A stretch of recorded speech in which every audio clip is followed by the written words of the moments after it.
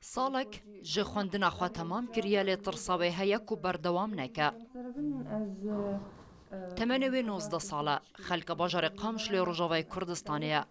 Qutabiya sala doyê li Zankoya Zanistên Tenduristî li Zankoya Hewlêra Pizîşkî ye. Li pola 12 têkireya nimreya wê 95 bû. Lê bi gotina wê dema pirkirina forma Zankoline bişaşî beşne paralel tomar kiribûn.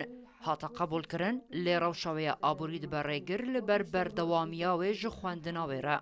جمر فرمازن کلاین پر کرد جمر بخلطي أف بشكل بباراليل وأجي يكسر لي ورقرام لأنه معدلي من يعني يكسر لويد بباراليل قصدي صالة شو يعني هنك مرفي ملفر هبون وجيران حركي هنك جواستانت حتى ما يعني مدى بس ديسا فيجاري كس نكار بدما يعني هين ايه بارلمان پنج ساله li Hewlêrê li gel malbata xwe dimîne.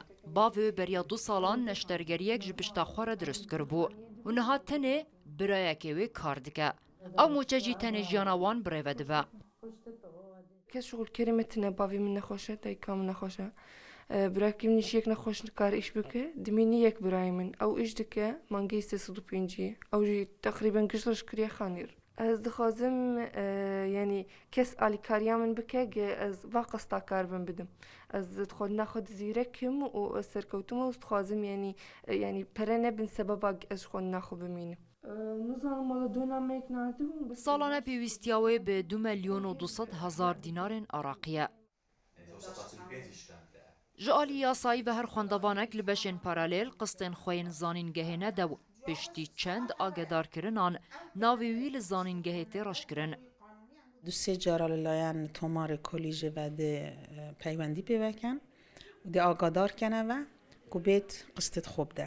ئەگەر هەر قستێ خۆ نەیدا حتی پیش امتحانش مده مجال دینه بس کو امتحانت آخر کورس بو ما چی دیگه نتوانین ریگا با قطابی بدین کو بچیتا امتحانت خو تنها ده سلات وزیر خوندنی بالا کو به فرمانه که فرمی بو ما پنیری تو بجید او قطابیه دشت قصت خونه ده تو میل خوش بوی بو قصت و دشت بلاشی درس خو بخینید. Tevîvan astangiyan lê bi gotina wê tenha omedên wê ranewestane belku xwendina xwe ya majîster û doktora jî bike eger kesek van çend salan lê bibe xudan. Helebce Saedûn Rûdaw Hewlêr.